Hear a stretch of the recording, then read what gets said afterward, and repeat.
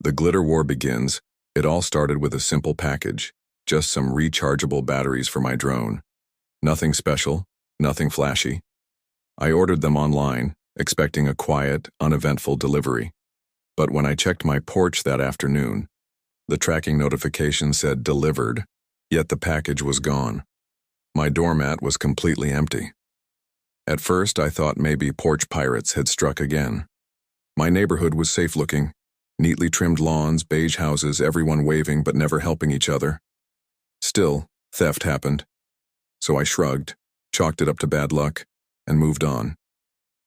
Then it happened again, and again.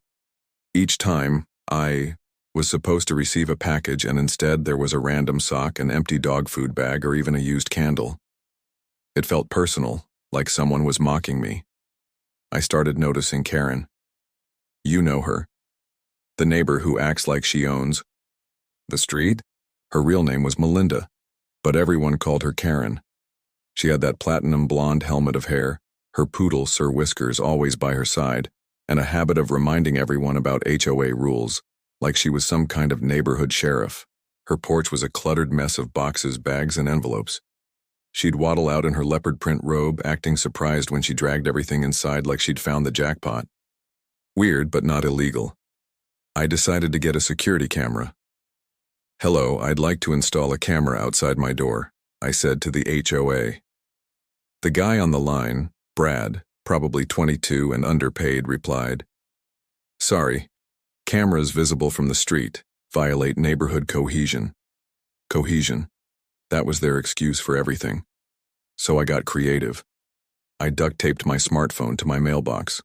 Not exactly stylish, but it worked. First day, nothing. Second day, a stray cat peed on it. Third day, jackpot. I caught her. Karen, marching over with Sir Whiskers tucked under her arm, reaching for my package like she was grabbing a muffin at brunch. She didn't even flinch. She just took the box inside. I paused the footage, zoomed in, and saw my name on the label. It was obvious she was stealing from me. Furious but calm, I uploaded the video to Reddit's r entitled people. Comments flooded in. Porch pirate and leopard print. Yo, mail her glitter. You should do something. I laughed, but I knew I had to act. One day, Karen dropped a package, cracked open on her walkway. Inside was a note I had hidden there, inspired by Reddit. It read, "Smile for the camera, Karen." That was the moment I knew I had her. She didn't come out that day. Her porch was empty. I had proof, motivation, and a plan.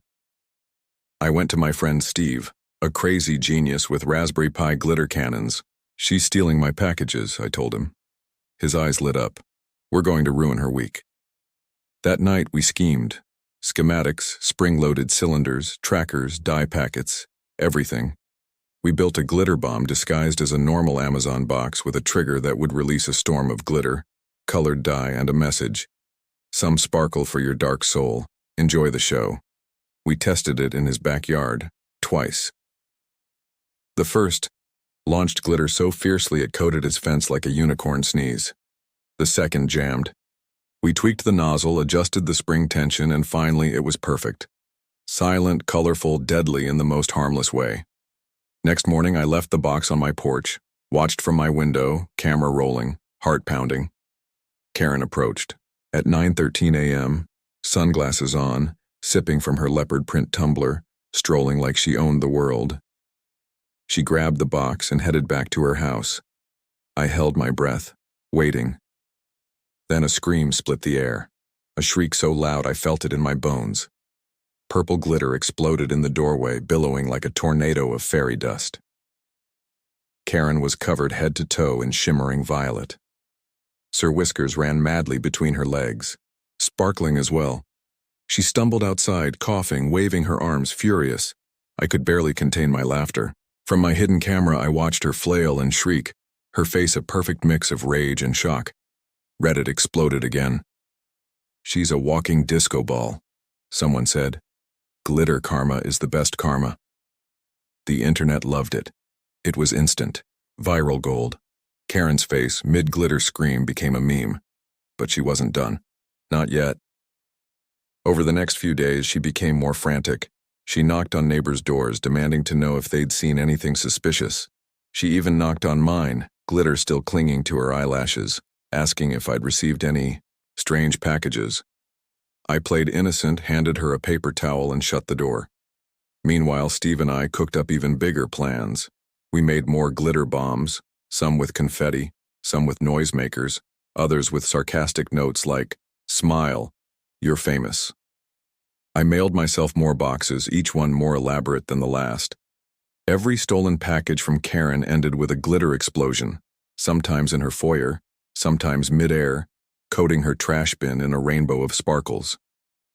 One day, she left a box unopened on her porch. She seemed scared now, wary. It sat there for 2 days. She didn't touch it. It was like she knew she was beaten.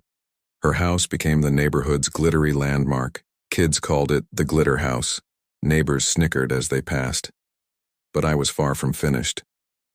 I wanted to end this once and for all. I devised my final move, a package disguised as a luxury dog toy, filled with a scent capsule that smelled like wet dog. Inside, a pressure trigger.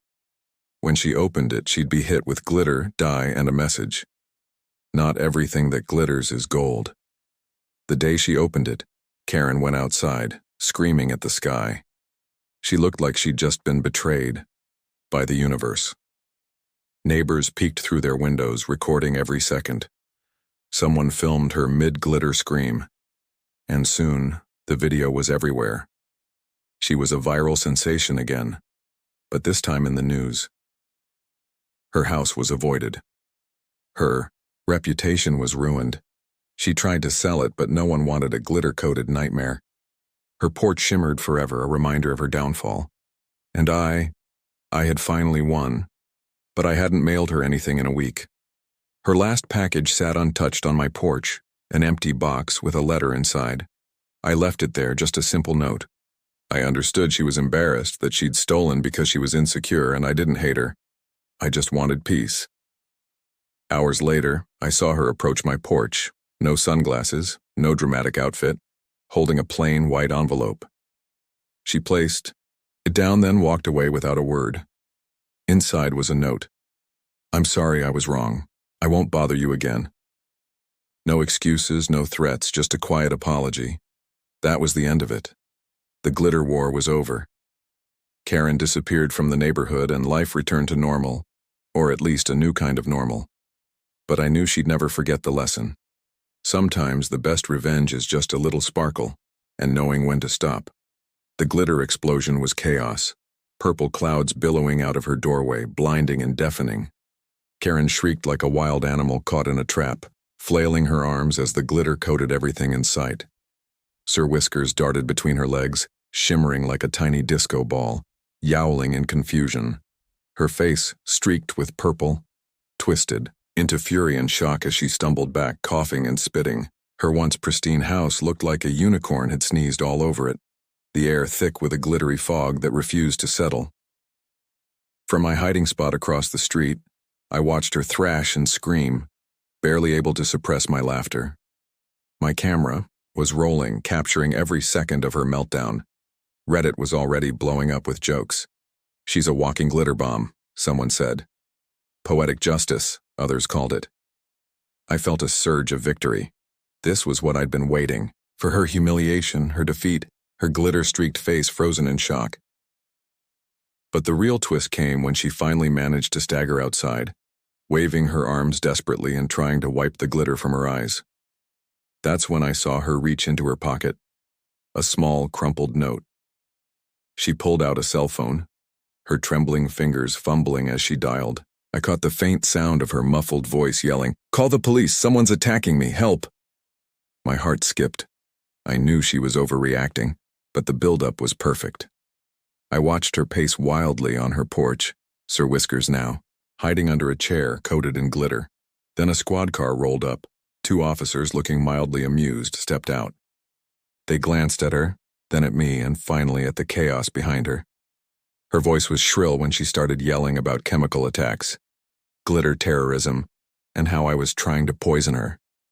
She waved her arms wildly, pointing at her house, her face flushed with anger. This neighbor is deliberately harming me. I want her arrested. The officers exchanged glances, clearly trying not to laugh. One leaned toward her, voice gentle but firm.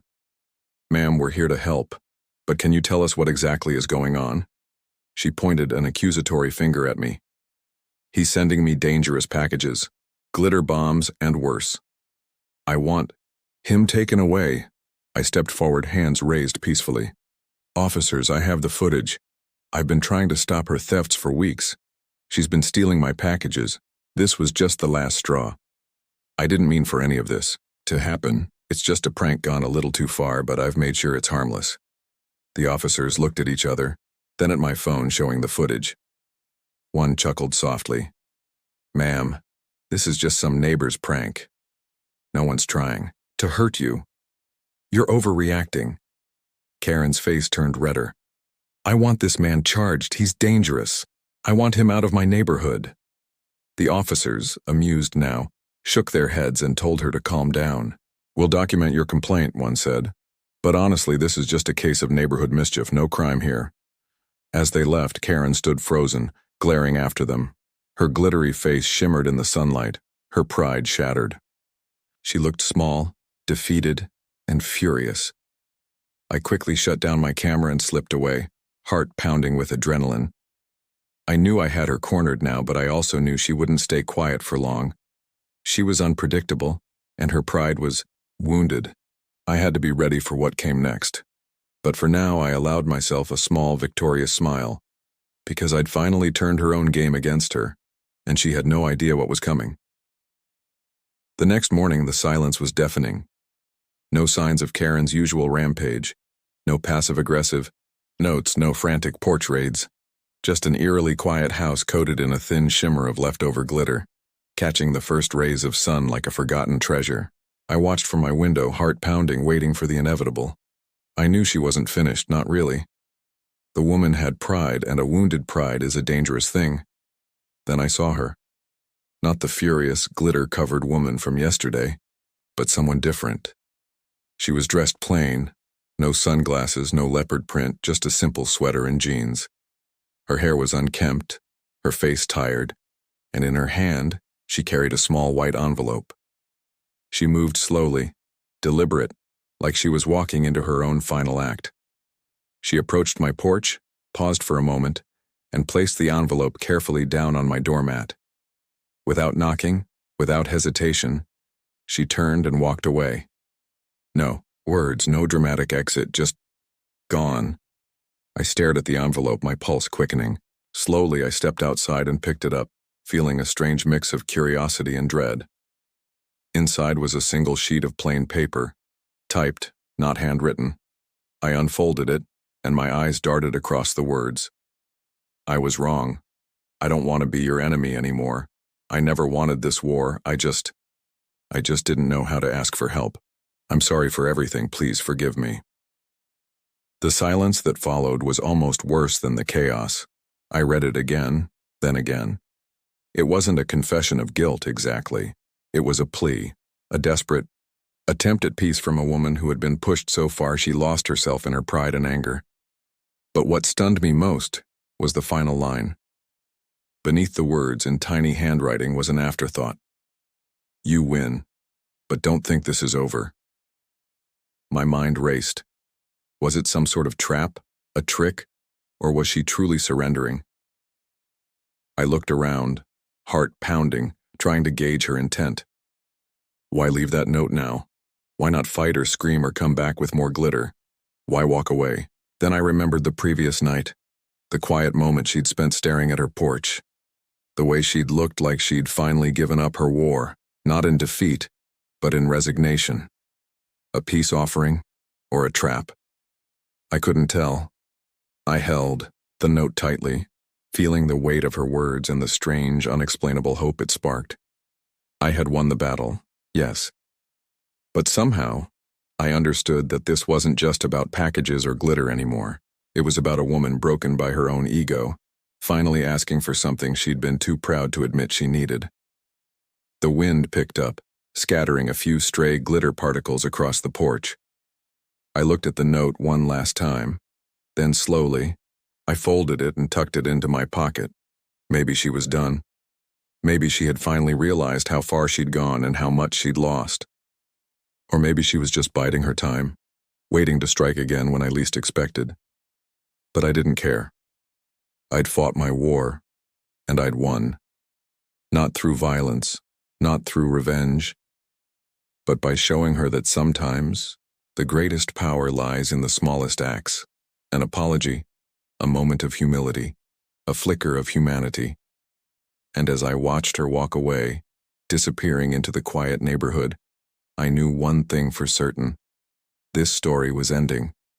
But the lesson, that sometimes the most unexpected victories come from kindness, would stay with me forever. Because in the end, the real victory isn't about winning a war with glitter or pranks. It's about knowing when to let go, and in doing so, finally find peace.